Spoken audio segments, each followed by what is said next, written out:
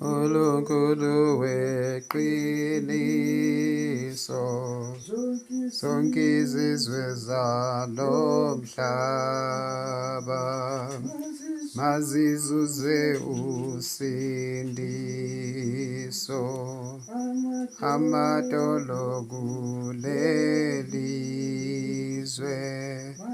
makaguqe phambi kwakho, zithi zonke izilimi zikhuluma udumo lwakho. Busa Nkosi Jesu, kuza ngawe ukwenama ngeziphithiphithi zethu, wonakele wonke umhlaba. Nkosi bona umhlaba wethu, uxolele izono zawo, ungehlisa ulaka lwakho, kuze kufa abantu bakho. Yala singashabalali, usiphile inkanyiso, Baba musuku silahla, ngokudela iqiniso. Nkosi mawuphakamise imfundiso yezwi lakho, uze usivuselele, siphuthume ukulunga.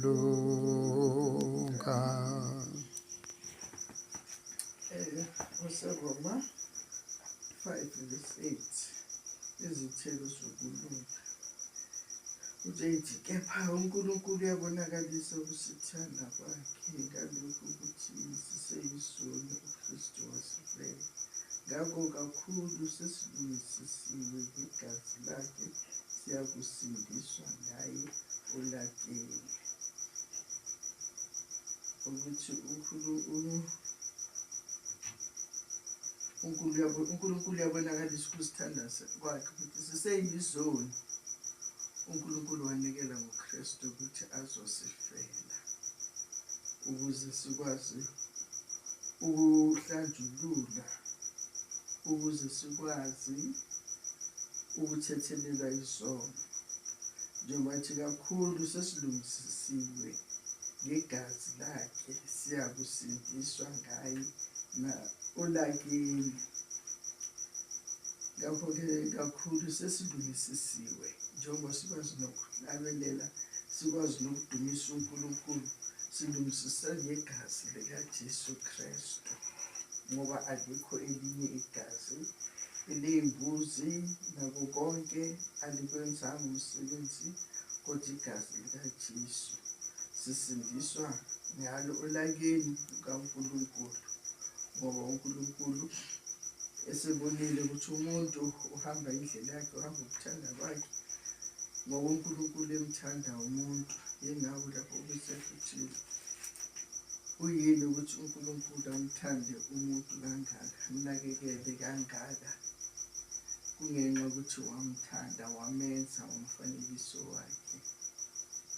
uNkulunkulu sonke isikhathi ufuna ukuthi simdumise, sihlale njalo sikuye, simethembile. Kodwa manje izono lezinto zisiphambukisa ukuthi sisuke endleleni yakhe, izinto ezidlulayo zibe yizo ezinhle nezikhangekayo emehlweni ethu.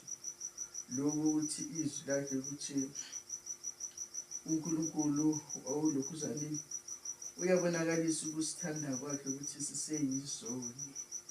uJesu weza wasifela, sihamba ngendlela ezethu, sihamba ngey'ganuko zethu, sihamba ngemikhuba yethu. Wonke umuntu ebheke lapho ethanda khona enza akuthandayo. Kepha ngoba uNkulunkulu ubonakalisa ukusithanda kwakhe, thumela indodana yakhe uJesu Kristu ukuthi ngaye sesilungisisiwe, ngaye ngegazi lakhe siyakusindiswa. Nguye olaso lakini kaNkulunkulu, ulaka analo uNkulunkulu siyawusindiswa kulo ngenxa yegazi likaJesu, ngoba wadela ubukhosi bakhe weza wazofela izoni. Azange abe